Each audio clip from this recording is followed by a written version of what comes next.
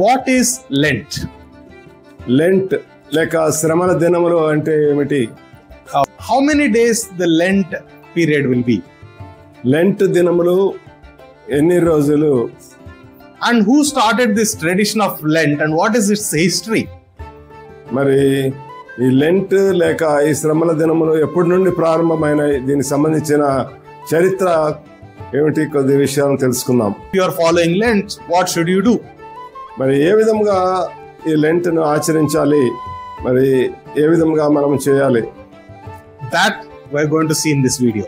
మరి ఈరోజు మనము ఈ విషయాన్ని మనం తెలుసుకోబోతున్నాం. Hey everyone, before we go further, do not forget to click on the subscribe button and on the bell icon so that you will not miss our videos. And if you like this video, click on like and share with somebody. Hello everyone, this is Pastor Vikas and Mr. Vijay Kumar Charles in front of you today. I hope you're enjoying our videos, so we request you to please subscribe and hit the like button. మరి మా passion light house ministries ద్వారా ప్రసారం అవుతున్నటువంటి వీడియోలను మీరు ఎంతో ఆసక్తితో తిలకిస్తున్నారని మేము తెలుసుకోగలుగుతున్నాం. మీరు ఇంకా ఎవరైనా సబ్స్క్రైబ్ చేసుకోకపోతే సబ్స్క్రైబ్ చేసుకోండి. And please share with your friends and family, they'll also be blessed. అంతేకాకుండా తప్పనిసరిగా మీరు మీ స్నేహితులతో, బంధువులతో ఈ యొక్క వీడియోను షేర్ చేసుకోండి. దాని ద్వారా మీరు కూడా అత్యధికంగా ఆశీర్వదింపబడగలరు. And we are in Lent season. మనము ఈ యొక్క శ్రమల దినాల్లో లెంట్ డేస్ లో ఉన్నాము. What is the meaning of Lent? మరి లెంట్ అనేటువంటి మాటకు అర్థం ఏంటి? Probably you will have lot of doubts in your mind. మరి చాలా మందికి అనేక రకాలైనటువంటి సందేహాలు ఉంటాయి. The word Lent means the spring season or lengthening of days. మరి కొంతమంది ఇది వసంత కాలము అని, మరి అదే విధముగా ఈ మండలి దినములు లేక పొడిగింపబడిన దినములు అని కొన్ని దీనికి అర్థాలను తెలియజేస్తున్నారు. The origin of the word Lent is from the olden English text and it is called as the spring season. ప్రాచీన ఇంగ్లీష్ భాషలో మరి లెంట్ డేస్ కు మరి వసంత కాలము అనే దానికి అర్థాన్ని తెలియజేస్తుంది. When does this Lent days come and how is the date of Ash Wednesday decided? మరి ఎప్పుడు ఈ యొక్క శ్రమల దినాలు ప్రారంభమవుతాయి, మరి భస్మ బుధవారము ఏ విధంగా నిర్ణయించబడినది?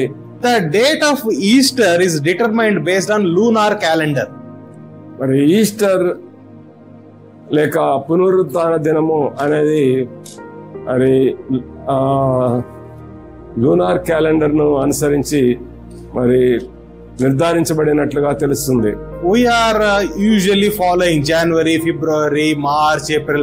All this come under Gregorian calendar. మరి మనము అనుసరిస్తున్నటువంటి జనవరి, ఫిబ్రవరి, మార్చి అనేటువంటి ఈ గ్రెగేరియన్ క్యాలెండర్ బట్టి మనము దాన్ని అనుసరిస్తున్నాం. But Jewish people always followed lunar calendar. మరి యూదులు ఈ యొక్క లూనార్ క్యాలెండర్ ను ఆధారంగా వారు పాటిస్తున్నారు. So the dates in the lunar calendar are based on the moon cycle around the earth. మరి లూనార్ క్యాలెండర్ అనేటువంటిది కానీ గమనిస్తే చంద్రుని యొక్క ఆ యొక్క కక్షను బట్టి అవి నిర్ణయించబడి ఉంటాయి. So for Jewish people, the first month is a Nisan month, Nisan మాసము. మరి యూదుల ఈ క్యాలెండర్ ప్రకారము మొదటి నెలను నిసాన్ నెలగా చెప్తారు. That is that comes around March or April for us. మనకి మార్చి, ఏప్రిల్ నెలలో ఆ యొక్క సమయాన్ని వారేమో నిసాన్ గా భావిస్తారు. So based on the lunar calendar, the Jewish people follow the Passover festival. మరి వారి యొక్క క్యాలెండర్ అనుసరించి మరి పస్కా పండుగను వారు ఆచరిస్తూ ఉంటారు. Around 1400 BC, క్రీస్తు పూర్వము 1400 సంవత్సరంలో that is a time of Moses. People of Israel came out of the Egypt and they started to walk to the promised land. మరి ఇశ్రాయేలీలను ఐగుప్తు చెరల నుండి విడిపించిన మోషే ఆ యొక్క కాలానికి చెందినవాడు. Okay, they came out of slavery. మరి వారు ఇశ్రాయేలీలు ఏ విధంగా ఆ యొక్క బానిసత్వం నుండి విడుదల చేయబడ్డారు. Okay, that at that time God told them, I will give you a new calendar. ఆ సమయంలో దేవుడు వారికి చెప్పిన మాట ఏంటంటే, మీకు నూతనమైనటువంటి క్యాలెండర్ ను మీకు ఇస్తానని చెప్పాడు. On the day of Passover, from the day they came out of the slavery, God said, this will be your first month. మరి వారు ఆ యొక్క ఐగుప్తు చెరలో నుండి బయటకు వచ్చినప్పుడు మరి ఆ యొక్క పస్కాను ఆచరించినప్పుడు ఇది మీకు మొదటి సంవత్సరముగా ఉంటుంది, మొదటి నెలగా మాసముగా ఉంటుంది. So that is Nisan month. మొదటి నెల లేక నిసాన్ నెలగా చెప్పబడింది. So from that time the Passover full moon season or Paschal full moon season starts. పస్కా పండుగ సంపూర్ణ చంద్రోదయము నుండి ఆ నెల ప్రారంభమవుతుంది. Okay, so the first Sunday, మరి ఆ యొక్క నెలలో మొట్టమొదటి ఆదివారం విశ్రాంతి దినము. okay, the first Sunday is called as Resurrection Sunday or Easter Sunday. మరి ఆ మొదటి నెలను మొదటి ఆదివారమును మరి పునరుద్ధాన దినముగా ప్రకటించడం జరిగింది. Okay, from that day, counting back to 6 days, that is the previous Sunday to the Resurrection Sunday is called as Palm Sunday. మరి అప్పటి నుండి ముందుగా జరిగినటువంటి దినాల్లో 6 రోజులను లెక్క పెడితే మరి ఈ యొక్క మట్టల ఆదివారము పామ్ సండే అనేటువంటిది గుర్తింపబడింది. So from that day to 40 days prior to that day is called as Ash Wednesday. మరి అప్పటి నుండి వెనుకకు 40 రోజులు లెక్కించుకుంటూ వస్తే అది యాష్ వెన్స్డే అనేది మరి శ్రమల దినాలకు మొట్టమొదటి దినముగా గుర్తింపబడింది. So from Ash Wednesday to the Holy Saturday, that is the day before Easter or Resurrection Sunday, is called Holy Saturday. From Ash Wednesday to Holy Saturday, it is 46 days. మరి ఈ యొక్క భస్మ బుధవారం నుండి ఈస్టర్ వరకు 46 దినములు మనము లెక్కించడం జరిగింది. In that there are 6 Sundays. మరి 6 ఆదివారాలు ఉంటాయి. Apart from the 6 Sundays, the rest of the days are called as Lent fasting days. మరి 46 దినములలో 6 ఆదివారములను తీసివేస్తే 40 దినములను శ్రమల దినములు లేక లెంట్ దినములుగా మనము పాటిస్తున్నాం. So that is how the Lent season or the dates of Lent are fixed. మరి ఆ విధముగా లెంట్ దినములు లేక శ్రమల దినములు అనేవి నిర్ణయింపబడినవి. If you are wondering why always Lent dates are changing every year, because it is a lunar calendar. మరి మనం క్రిస్మస్ అనేది ప్రతి సంవత్సరము ఒకే నెల ఒకే తేదీలో జరుగుతుంది, కానీ ఈస్టర్ ఎందుకు మారుతుంది అని కొంతమందికి సందేహం రావచ్చు.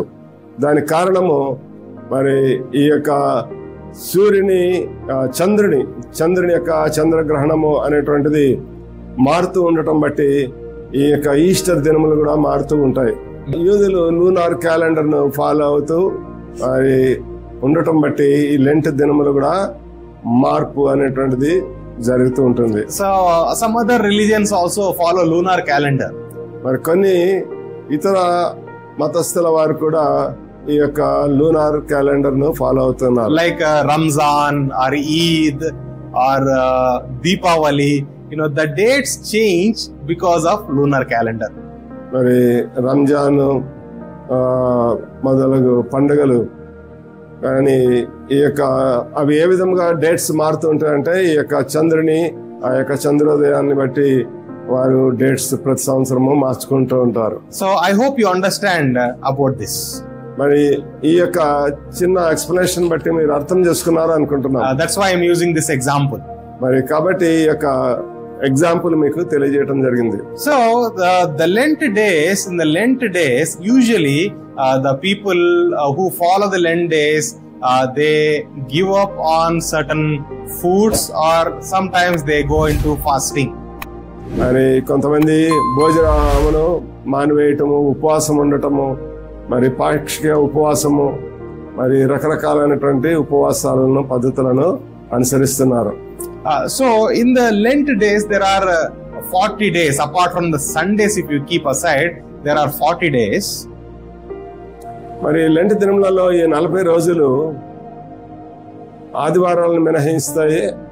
40 దినములను 40 is representing the wilderness experience that Jesus had. 40 days he was taken into wilderness by the Holy Spirit, and he was fasting and he was in prayer for 40 days.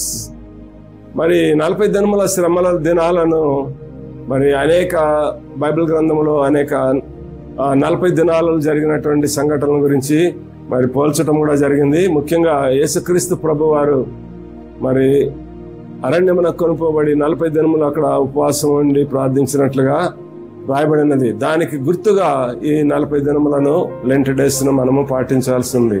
One more representation is that the Israel, they moved from slavery from the Egypt to the promised land, and they traveled for 40 years in the wilderness. మరి ఇశ్రాయేలీలు ఆ బానిసత్వం నుండి విడుదల చేయబడి మరి వాగ్దత్త భూమికి వెళ్ళడానికి 40 రోజులు అరణ్య మార్గమున ప్రయాణం చేయాల్సి వచ్చింది. కాబట్టి ఆ 40 దినములను మనము ఈ యొక్క లెంట్ డేస్ లో కూడా దానికి సూచనగా ఉంది. When we look at the history of Lent days, మరి లెంట్ డేస్ యొక్క చరిత్రను మనం గమనిస్తే, initially it was started as a teaching method for those who are going to take baptism. మరి ఈ లెంట్ డేస్ లో బాప్తిసం తీసుకోదలిచిన వారికి మరి బోధించడానికి 40 రోజులు వినియోగించినట్లుగా చూస్తాం. Because many people were coming to the church and they are saying they want to take baptism. మరి అనేక మంది దేవాలయానికి వచ్చి మరి మేము బాప్తిసం తీసుకోవాలని ఆశపడినప్పుడు, but the pastors, they had a doubt whether they are real Christians or they just came namesake or they are seeking some benefit. మరి ఆ సంఘ కాపరులకు సందేహము వచ్చి ఉండొచ్చు, వీరు నిజంగా క్రైస్తవులా, మరి నామకార్థ క్రైస్తవులుగా ఉన్నారా, లేకపోతే వేరే అన్య దేవతలను ఆచరించేవారా, మరి వాటన్నిటిని విడిచిపెట్టి వచ్చారా లేదా అనేటువంటి సందేహాలను కలిగి ఉండొచ్చు. So for that they used to give 40 days of teaching. అందుకనే మరి బాప్తిస్మమునకు పూర్వము తీసుకోదలిచిన వారికి 40 రోజులు మళ్ళీ బైబిల్ గ్రంథమును గురించి, యేసుక్రీస్తు ప్రభువును గురించి, దేవుని యొక్క కృపను గురించి అనేక బోధనలు చేసి వారికి తర్బీదునిస్తారు. So they used to train the people to enable them to understand what is grace, how do we receive grace and how are we saved, what did Jesus do for us and who is he, and how God loved us so much and how we should repent and give our life to Christ. మరి ఏ విధముగా యేసుక్రీస్తు ప్రభు మన కొరకు శిలువలో చేసిన కార్యము బట్టి మనం ఏ విధముగా పాప క్షమాపణ పొందుకున్నాము, మరి దేవుని యొక్క కృప ఎటువంటిది, దేవుని కృప ద్వారా మనము రక్షింపబడ్డాము, మనం నీతివంతులుగా ఏ విధంగా తీర్చబడ్డాము, ఇటువంటి విషయాలన్నిటిని గురించి మరి వారికి తెలియజేయాల్సి ఉంటుంది. And they also used to take up a challenge to fast and pray for 40 days, prepare themselves for baptism. మరి అంతేకాకుండా 40 దినములు మరి యేసుక్రీస్తు ప్రభు ఏ విధంగా ఉపవాసం ఉండి ప్రార్థన చేశారో అదే విధంగా ఈ బాప్తిసం తీసుకోవలసిన వారు కూడా ఉపవాసం ఉండి ప్రార్థన చేసి సిద్ధపడి మరి బాప్తిసం తీసుకోవాలి అని చెప్పి మరి ఒక మంచి ఉద్దేశంతో ఆ కార్యమును నెరవేర్చబడుతుంది. Whereas when we see a little bit about the African Christian history, African Christian మినిస్ట్రీలో కొంత వేరే రకంగా మనం చూస్తాము. there also during this season, Nisan month, during the time of Easter, they used to take one decision to teach African people about Christ for 40 days. మరి అదే విధంగా ఆఫ్రికాలో మరి ఈ యొక్క 40 దినములు యేసుక్రీస్తు ప్రభువుని గురించి అన్యులకు ఇతరులకు బోధించడానికి ప్రత్యేకంగా ఆ యొక్క లెంట్ డేస్ లో వారు చేస్తూ ఉండేవారు. Because many in Africa they are not educated. Africa దేశం గురించి మనకందరూ తెలుసు. వారు నాగరికతలో వెనుకబడి ఉన్నారు. ఎక్కువ మంది నిరక్షరాస్యులు ఉన్నారు. So I am talking about the 2nd century. రెండవ శతాబ్దం గురించి మాట్లాడుతున్నాము. Okay, at the time there were very less educated people. So the people who went for ministry, they used to teach about Jesus. They used to verbally speak the word of God to the people for 40 days. మరి ఆ యొక్క క్రీస్తు శకము 2వ శతాబ్దం నాటి Africa ఖండంలో ఉన్న ప్రజలకు వారు యేసుక్రీస్తు ప్రభువుని గురించి చెప్పడము, వారు అవన్నీ కూడా వారికి అర్థమయ్యే రీతిగా బోధించడం అనేటువంటిది చాలా కష్టతరంగా ఉండింది. కాబట్టి ఈ 40 దినముల ఉపవాస దినాలను వారు ఈ రకంగా వినియోగించి వారికి నేర్పించడానికి, తరబీదునివ్వటానికి వారు ఉపయోగిస్తున్నారు. So they used to speak the word of God ని వాళ్ళకి వినిపించేవాళ్ళు. ఎందుకంటే వాళ్ళు చదవలేరు కాబట్టి వాళ్ళకి వర్డ్ ఆఫ్ గాడ్ ని వినిపించేవారు. So by the time it came to the end of the 3rd century and entered the 4th century, it became like a Christian church tradition.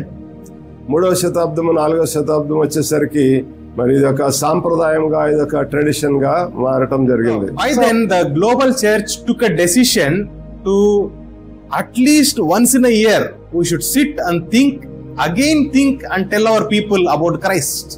మరి global churches ఈ యొక్క 40 దినములలో కనీసం సంవత్సరానికి ఒకసారైనా కానీ దేవుని గురించి, దేవుని యొక్క కార్యముల గురించి, బైబిల్ గురించి, యేసుక్రీస్తు ప్రభు గురించి వారికి తెలియజేయడానికి ఈ యొక్క లెంట్ డేస్ ను వినియోగించుకున్నారు. If you see in the Old Testament there are many festivals.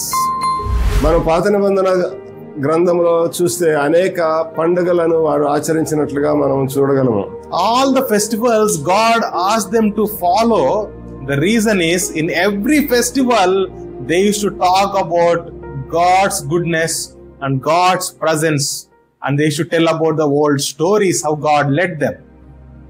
మరి పాత నిబంధన కాలంలోని పండుగలన్నిటిని గురించి కూడా మనం గమనిస్తే ఆ పండుగ దినమున దేవుడిని గురించి, దేవుడు చేసిన గొప్ప కార్యములను బట్టి, ఘనకార్యములను బట్టి, దేవుని యొక్క ప్రేమను, దేవుని యొక్క మంచితనాన్ని, ఆయన యొక్క కృపను గురించి మరి తెలుసుకోవటానికి ఆ యొక్క పండుగలను, సమయములను వినియోగించినారు. And they used to use the time of festivals to teach the next generation and to the next generation pass on the wisdom of God. మరి ఆ విధముగా మరి ఒక తరం తర్వాత మరొక తరం వారు దేవుని గురించి, దేవుని చేసిన ఘనకార్యములను గురించి తెలుసుకోవడానికి ఈ యొక్క పండుగల సందర్భంలో వారు ఆ యొక్క తరతరముల వారికి తెలియజేస్తూ వచ్చారు. So the same meaning and the essence carries for the Lent season and the festival of resurrection also. మరి అదే విధంగా ఈ యొక్క లెంట్ దినములు, మరి అదే విధంగా పునరుద్ధాన దినము, ఇవన్నీ కూడా మరి సంవత్సరానికి ఒకసారి దేవుని గురించి, గొప్పతనాన్ని గురించి, దేవుని యొక్క శిలువ కార్యముల గురించి తెలియజేయటానికి వారు వినియోగించారు.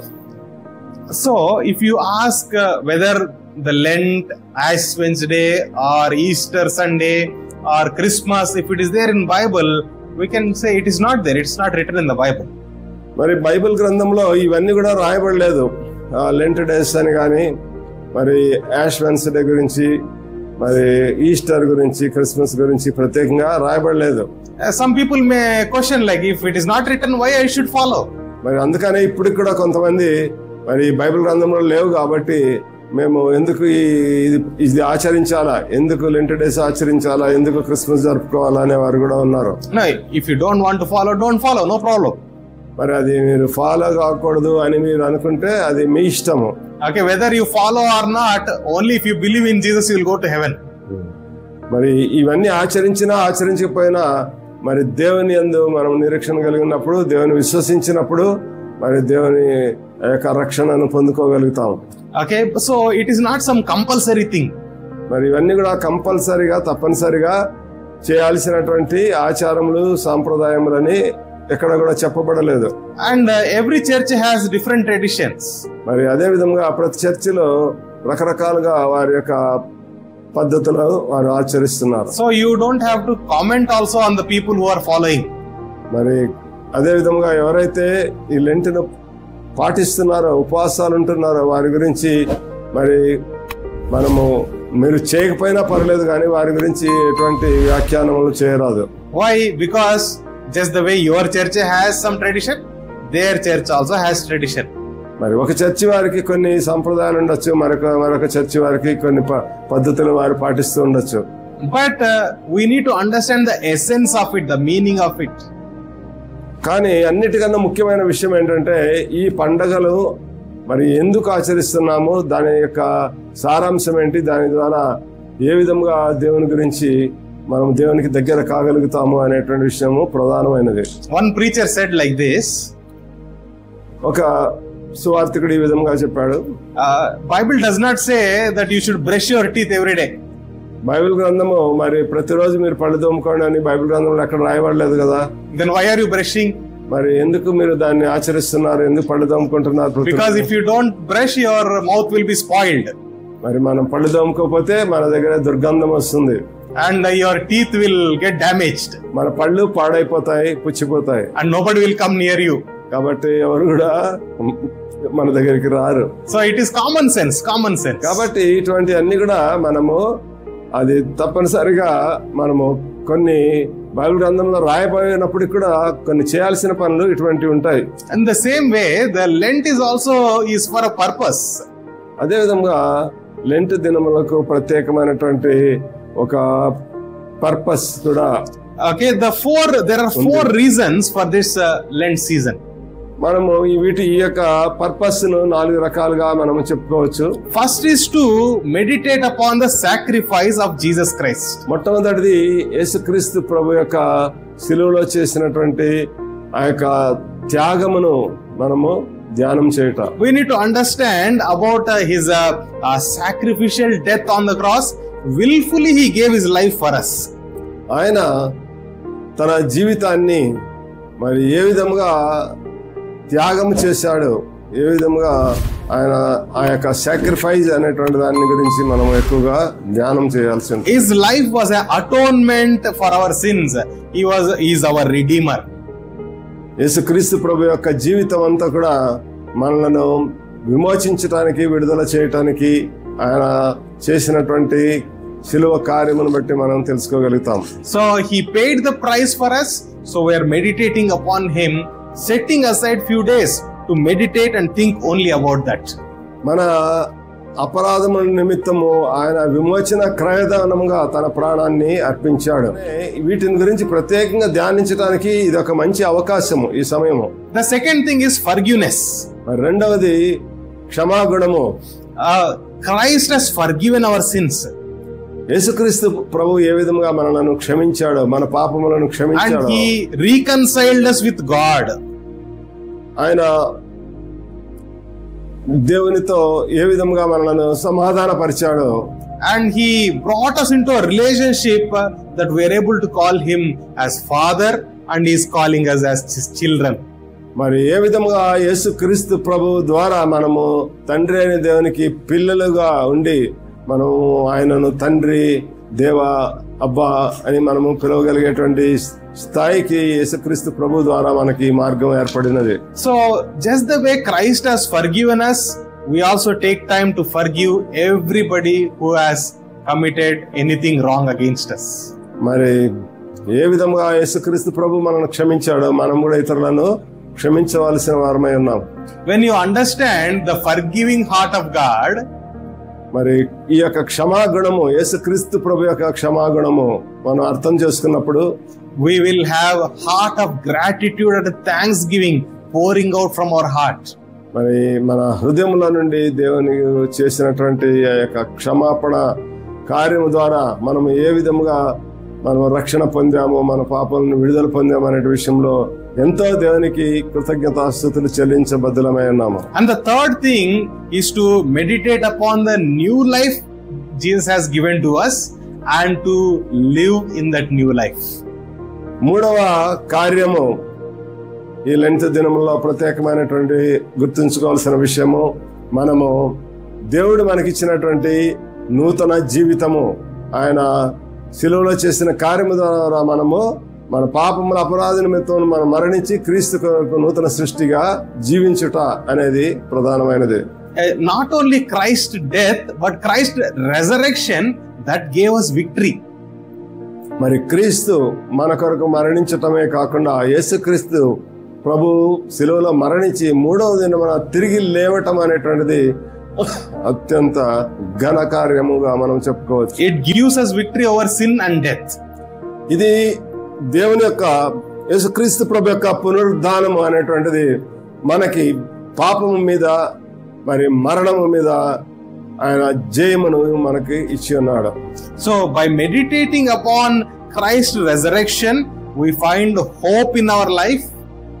ఒక నిరీక్షణ కలుగుతూ ఉన్నది. And the fourth thing is to find our identity in Christ. మనము చివరిగా నాలుగవ అంశం ఏమంటే, మనము యేసుక్రీస్తు ప్రభువులో మనకు ఉన్నటువంటి గుర్తింపు గ్రహింపు మనము తెలుసుకోవాలి. We are the righteous children of God because of what Jesus has done. మరి యేసుక్రీస్తు ప్రభు ద్వారా మనము నీతిమంతులమైన దేవుని పిల్లలుగా మనము చెప్పబడుతున్నాము. Because by birth we are sinners, the word of God says. మరి మనము జన్మించినప్పటి నుండి జన్మ పాపమును కలిగి ఉన్నాము. And through our life also we did sin. మన జీవితం అంతా కూడా మరి రక్షింపబడకపోవడము పాపములో జీవించి ఉన్నారు. But when we received Jesus Christ, He took our sin and He gave His righteousness for us. మరి ఎప్పుడైతే యేసుక్రీస్తు ప్రభు తన యొక్క జీవితాన్ని మనకు ఇచ్చి మన యొక్క పాపమంతటిని తాను భరించి మన కొరకై మనం పొందాల్సిన శ్రమను ఆయన పొంది మనలను నీతిమంతులుగా తీర్చాడో అది మనము ధ్యానం చేయాల్సినది. And because we are righteous children of God, we should also live a righteous life. మనము నీతిమంతుడైన దేవుని యొక్క కుమారులము, దేవుని యొక్క బిడ్డలము కనుక మనం కూడా నీతిమంతులుగా జీవించాల్సిన అవసరము ఎంతైనా ఉన్నది. The word of God says the works cannot bring righteousness, only by the grace of God, by faith we can receive righteousness. దేవుని వాక్యము చెప్పేది ఏంటంటే, మనము మన యొక్క క్రియల ద్వారా మనము నీతిమంతులుగా తీర్చబడలేదు, మరి కేవలము దేవుని యొక్క కృప ద్వారా మనము నీతిమంతులుగా తీర్చబడ్డాము అనే విషయాన్ని గుర్తుపెట్టుకోవాలి. We don't work for the righteousness. మనము నీతిమంతులుగా మన క్రియలను బట్టి నీతిమంతులుగా ఉండలేము.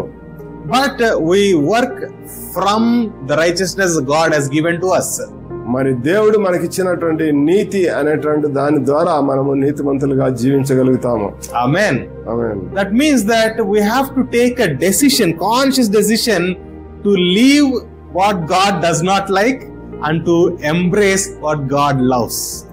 మరి మనం ఇవన్నీ విన్న తర్వాత మనం చేయాల్సిన పని ఏంటంటే, దేవుడికి ఇష్టమైనవి ఏవి, ఏ విషయంలో దేవుడు మనం ఏ విధంగా ఉండాలని దేవుడు మనం కోరుతున్నాడో ఆ విధంగా మనం జీవించడానికి మనం నిశ్చయించుకోవాల్సి ఉన్నాం. యేసుక్రీస్తు ప్రభువుకి ఏది అయిష్టమో, ఏదంటే ఇష్టం లేదో దానిని మన జీవితంలో నుండి తీసుకోవాల్సిన వారు ఉన్నాం.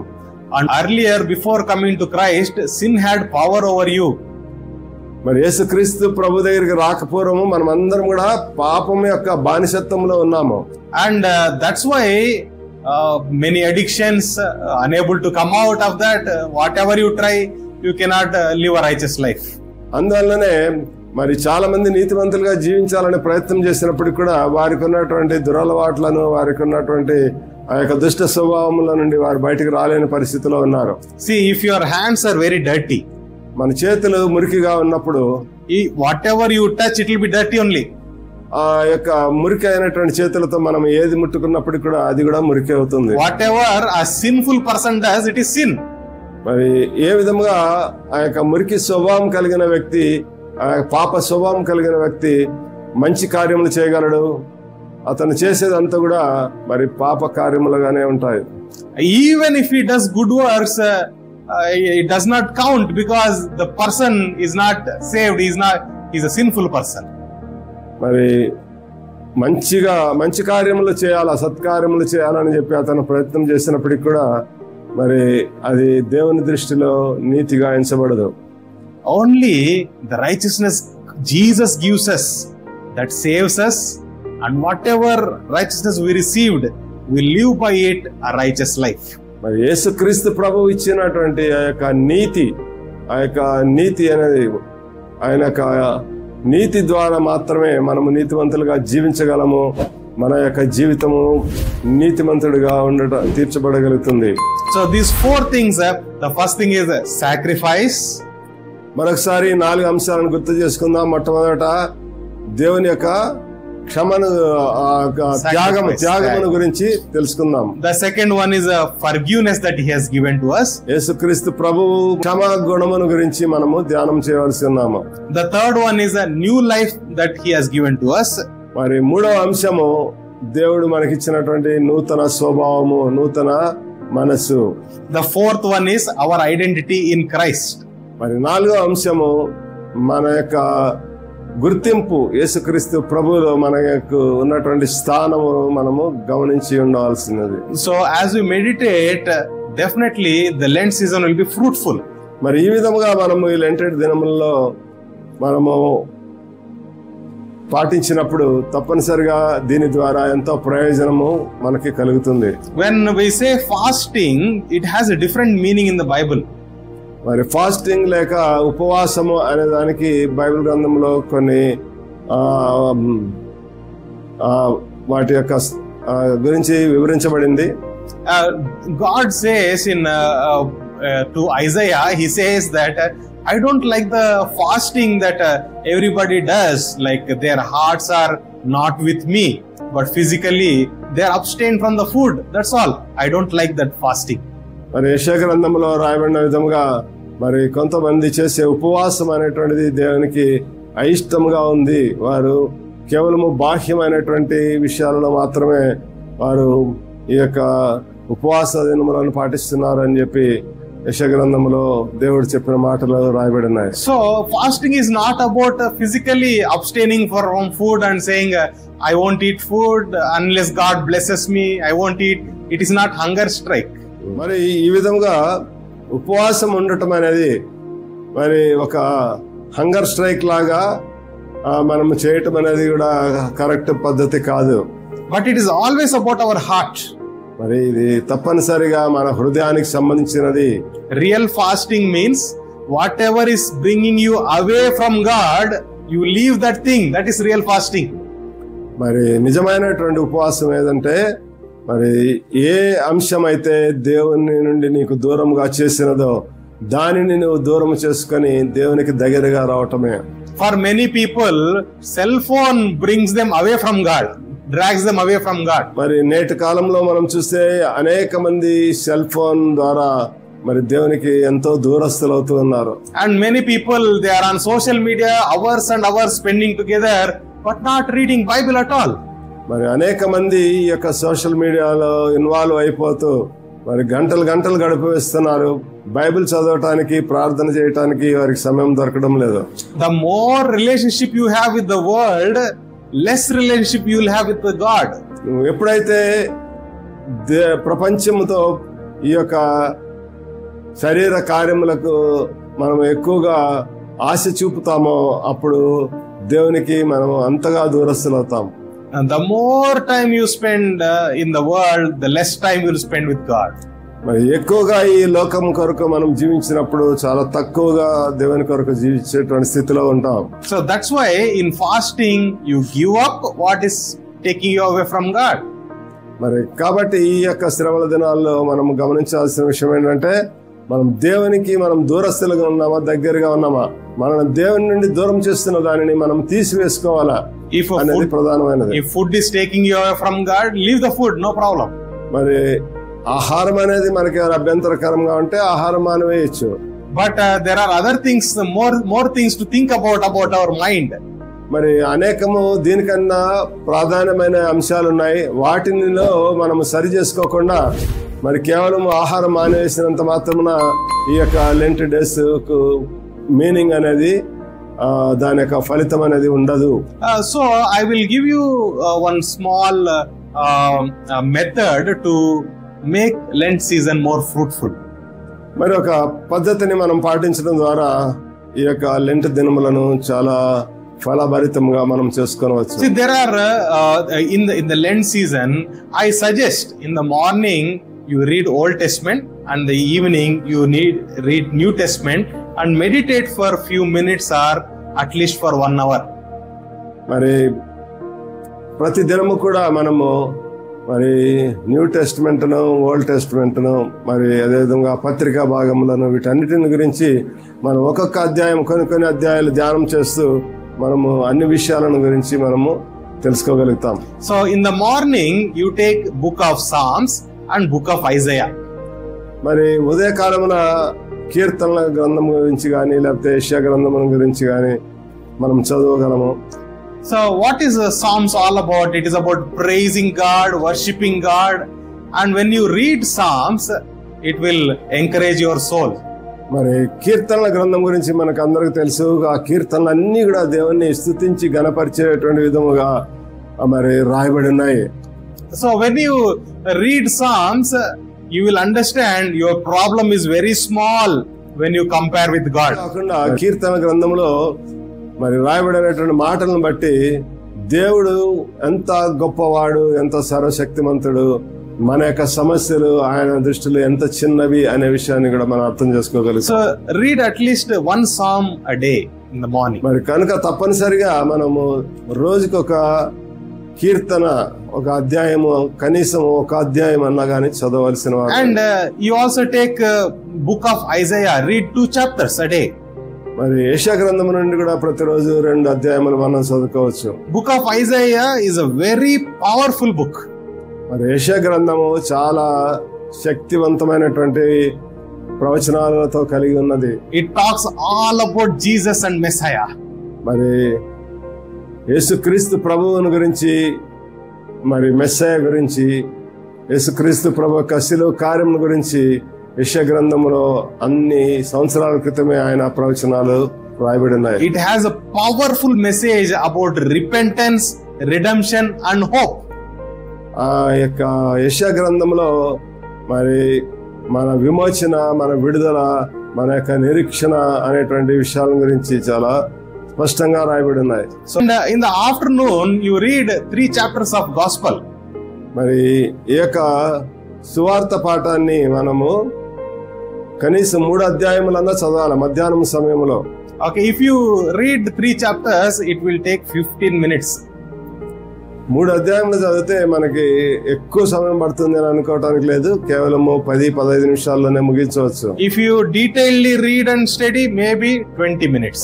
మరి ఎక్కువగా మనము వాటిని ధ్యానిస్తూ చదవగలిగితే కానీ 20 నిమిషాల్లో కూడా మనం ముగించవచ్చు. So in this Lent season, in the 46 days, if you read 3 chapters of gospel every day, by the end of Lent season you will finish all 4 gospels.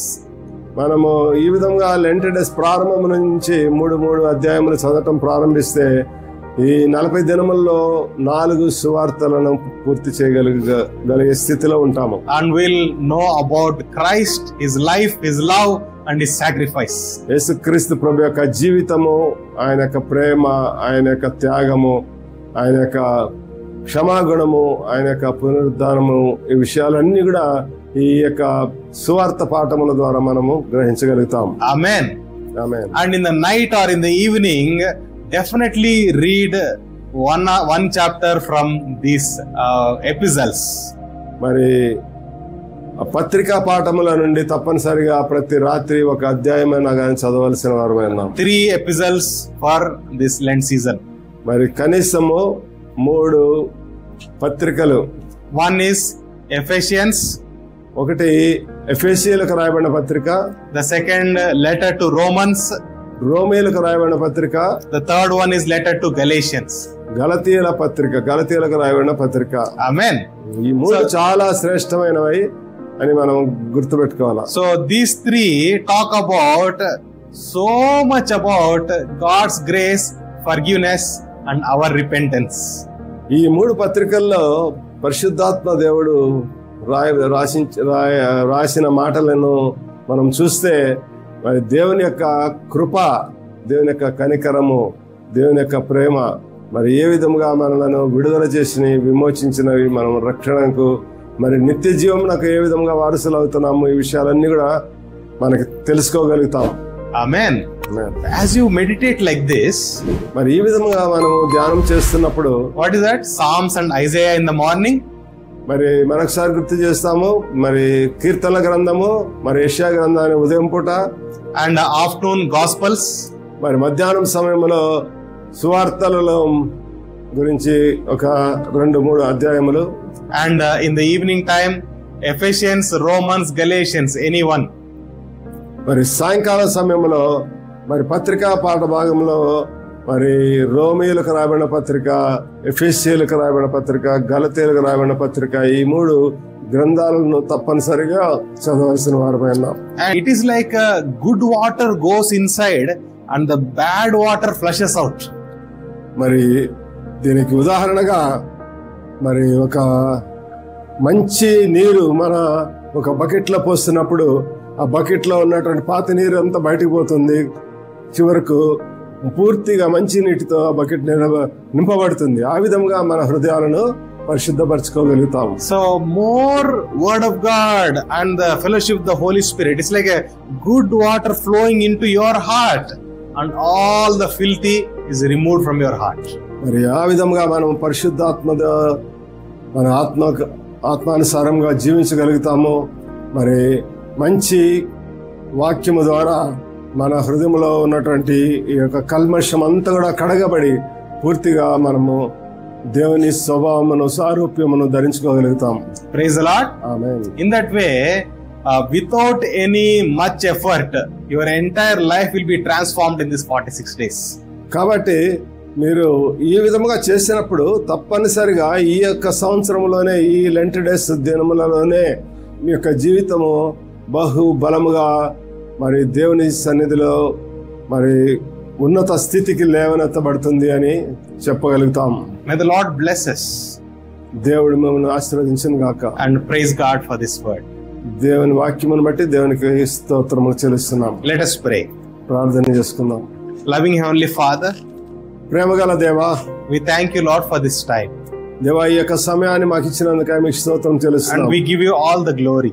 దేవా, సమస్తమైన ఘనత మహిమ మీకే చెల్లిస్తున్నాం. Thank you for giving us a time and season to meditate upon the cross. మరి మీ యొక్క శిలువను, మీ యొక్క శ్రమలను మేము ధ్యానించడానికి మీరు ఈ యొక్క మంచి అవకాశం మాకు ఇచ్చినందుకే మీకు స్తోత్రం చెల్లిస్తున్నాం. Lord, as we meditate, we pray that you will transform each and every one of us. దేవా, ఈ విధంగా మేము ధ్యానం చేస్తున్నప్పుడు మరి ప్రతి ఒక్కరి హృదయములను, వారి యొక్క మనసులను మీరే రూపాంతరపరచమని అడుగుతున్నాం. Lord, let the living waters, the word of God and the Holy Spirit flow inside of us and all the dirt and the filth be removed from us. మరి మీ యొక్క జీవ జలమును మరి మా హృదయములలో మమ్మల్ని నింపుతున్నప్పుడు మా శరీరంలో, మా దేహములలో, మా మనసులో, ఆలోచనలో ఉన్నటువంటి సమస్తమైన దోషము, కల్మషము పూర్తిగా బయటికి కొట్టివేయబడి మేము నీతివంతులుగా తీర్చబడటకు అవకాశం ఇచ్చినందుకు స్తోత్రము. Lord, we pray that you will give us grace and strength and help us to use this time fruitfully in Jesus' name. దేవా, ఈ యొక్క శ్రమల దినములలో మరి మేము ఆశీర్వదింపబడటానికి మరి ఈ లెంట్ను పాటించడం ద్వారా మరి మేము ఎంతో ఫలభరితమైనటువంటి జీవితము మీ యొక్క సన్నిధిలో మేము పొందడానికి మాకు సహాయం చేయమని అడుగుతున్నాం. We give you glory, Father. సమస్తమైన ఘనత మహిమ మీకే చెల్లిస్తున్నాం. We receive whatever we asked in prayer, we receive by faith in Jesus' name. మరి యేసునందు విశ్వాసము ద్వారా మేము చేసిన ప్రార్థన అంతటిని అవును, ఆమేనని నమ్ముతూ ఉన్నాము. In Jesus' name we pray. Amen. యేసు నామమున అడుగుచున్నాము తండ్రి. ఆమేన్. May the grace of our Lord Jesus Christ, love of the Father, and the fellowship of the Holy Spirit be with us now and forever. మన తండ్రి అయిన దేవుని ప్రేమయో, కుమారుడైన యేసుక్రీస్తు ప్రభు యొక్క కృపయో, పరిశుద్ధాత్మ దేవుని యొక్క అన్యోన్య సహవాసం మనందరికీ ఇప్పుడు ఎల్లప్పుడు సదాకాలము తోడైండును గాక. Amen. Praise the Lord. Praise the Lord.